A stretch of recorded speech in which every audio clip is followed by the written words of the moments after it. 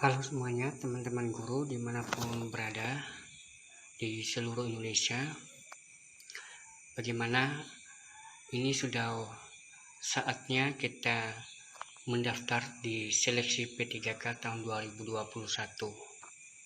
Nah, teman-teman tentu sudah melakukan pendaftaran di seleksi P3K tahun 2021 dan sebentar lagi akan diadakan pada bulan Agustus ujian atau tes seleksi P3K tahun 2021. Nah, pada video saya kali ini teman-teman, saya akan membahas contoh soal tes seleksi P3K tahun 2021 khususnya kompetensi teknisi guru. Nah, teman-teman, di video saya kali ini nanti silakan ditonton sampai selesai supaya Bapak Ibu juga punya pemandangan bahwa ternyata nanti seperti ini bentuk-bentuk soal yang akan diuji, dan bahkan dari semua yang saya bahas pada video saya kali ini nanti bisa aja ada yang keluar di waktu ujian. Nah, oleh sebab itu langsung saja kita nonton videonya sampai selesai.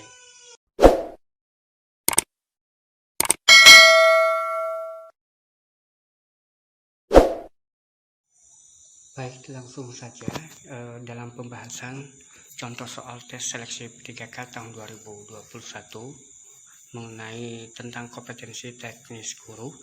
Nah, saya bacakan di sini teman-teman. Soal nomor 1 yaitu dalam proses pembelajaran, agar proses pembelajaran dapat berjalan dengan efektif, maka guru perlu mempunyai sikap sebagai berikut, kecuali. Nah, dari jawaban 5 jawaban di bawah ini yaitu yang benar memberi balikan dan pengayaan sebagaimana diperlukan. Jadi nanti pas menjawab setiap pertanyaan Bapak Ibu diperhatikan pertanyaannya ya, seperti di pertanyaan nomor 1 ada kata kecuali ya. Nomor 2, kriteria atau acuan dan pedoman dasar dalam menentukan pencapaian minimal hasil belajar peserta didik dinamakan bagian E, yaitu kriteria ketuntasan minimal atau KKM. Soal nomor 3, aspek berkaitan dengan perasaan emosi, sikap, dan derajat penerimaan maupun penolakan terhadap suatu objek peserta didik. Jawabannya adalah A, afektif. Soal nomor 4, kemampuan yang dapat dilakukan atau ditampilkan untuk suatu mata pelajaran maupun kompetensi dalam mata pelajaran tertentu harus dimiliki oleh peserta didik disebut. Jawabannya adalah bagian B, yaitu standar kompetensi. Soal nomor 5, berikut ini adalah prinsip-prinsip dalam penyusunan rencana pelaksanaan pembelajaran atau RPP kecuali. Jawabannya adalah bagian E, keterkaitan dan keterpaduan isi dan silabus. Soal nomor 6, yang tidak termasuk dalam beberapa kompetensi yang harus dimiliki oleh guru profesional adalah bagian E, yaitu kompetensi keahlian. Lanjut di soal nomor 7, kompetensi rencana pelaksanaan pembelajaran atau RPP terdiri atas beberapa hal berikut ini, kecuali, yaitu bagian D, kompetensi peserta didik.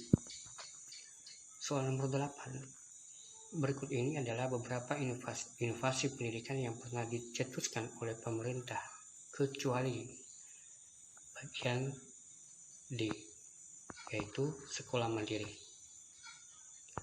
Lanjut soal nomor 9, undang-undang yang mengatur tentang sistem pendidikan nasional adalah bagian C, Undang-Undang Republik Indonesia nomor 20 tahun 2003. Nah, undang-undang ini berbicara tentang setiap warga berhak mendapatkan kesempatan untuk meningkatkan pendidikannya. Jadi nanti teman-teman harus hafal paling tidak atau memahami setiap undang-undang ini, nanti akan keluar Bapak Ibu ya. Jadi Bapak Ibu harus sudah punya pemahaman tentang undang-undang tentang pendidikan. Soal nomor 10, Peraturan Menteri Pendidikan nomor 20 tahun 2007 mengatur tentang standar penilaian pendidikan. Itu jawabannya bagian A, yaitu standar penilaian pendidikan. Soal nomor 11, kedudukan dosen sebagai tenaga personal ditetapkan dalam, yaitu jawabannya A, Bab 2 Pasal 3 Undang-Undang Guru dan Dosen nomor 14 tahun 2005. Nah, undang-undang seperti ini nanti akan keluar Bapak Ibu, jadi Bapak Ibu harus belajar tentang undang-undang pendidikan.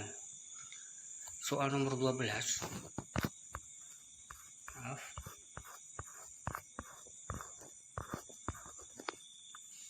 Soal nomor 12. Prinsip profesionalitas yang harus dimiliki dosen maupun guru sesuai Undang-Undang Guru dan Dosen adalah sebagai berikut, kecuali bagian C, mampu mengenal karakteristik setiap peserta didik di sekolah maupun setiap mahasiswa pada perguruan tinggi.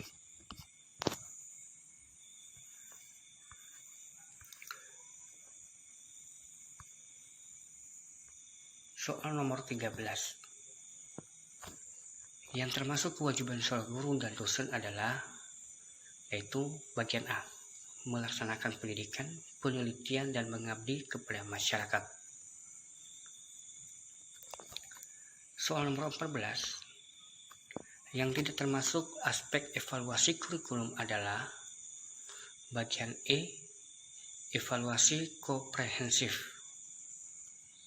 Nah, apa itu evaluasi komprehensif? Yaitu penilaian yang mampu mengungkap keseluruhan aspek yang akan dinilai. Jadi itu maksudnya evaluasi komprehensif. Soal nomor 15. Berikut ini merupakan permasalahan dalam pendidikan yang mendasar kecuali. Nah, ini kecuali kurangnya minat masyarakat akan pendidikan. Itu bagian C. Soal nomor 16. Agar peserta didik bereaksi terhadap materi yang kita berikan, maka gambar yang akan digunakan sebagai media pembelajaran dalam proses belajar S sampai R haruslah, jawabannya adalah D, semaksimal mungkin. Soal nomor 17. Di bawah ini merupakan contoh akan adanya dampak dari keyakinan pada kemampuan diri seseorang peserta didik, yaitu jawabannya bagian B, Budi merasakan sakit perut karena akan mengikuti tes.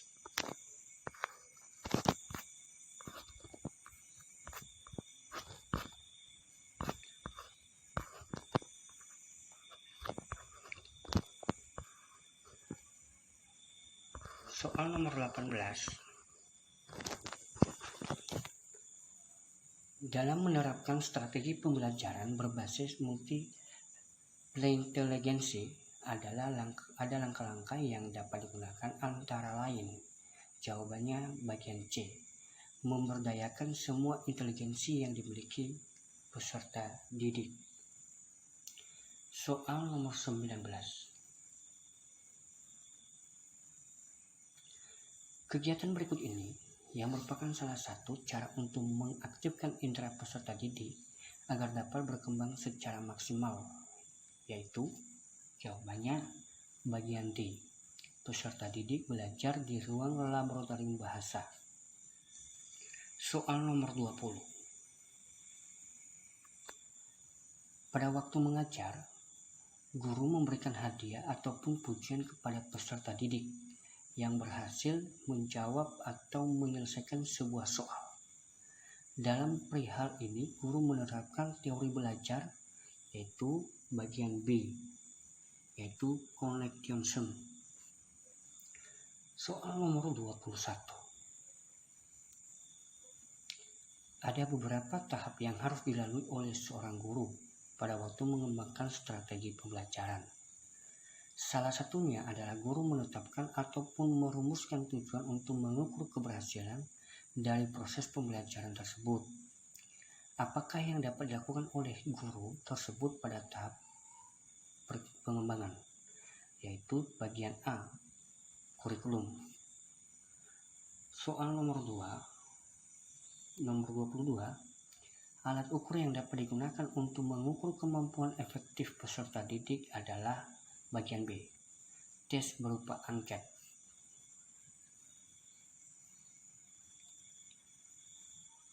Soal nomor 23, langkah pertama untuk mencari nilai rata-rata untuk data yang tidak dikelompokkan dapat dilakukan dengan bagian A, menjumlahkan data nilai yang diperoleh.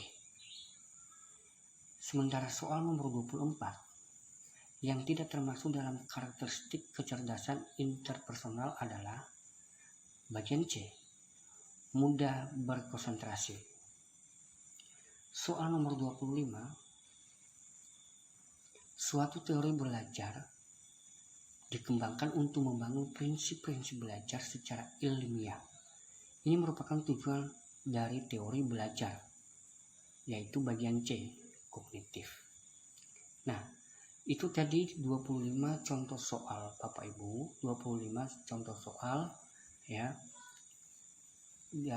tes dalam seleksi P3K tahun 2021.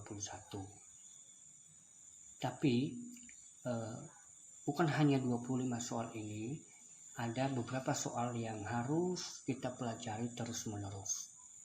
Nah, oleh sebab itu silakan Bapak Ibu untuk belajar dan mencari referensi-referensi lain untuk belajar tentang soal-soal seleksi P3K tahun 2021 ini.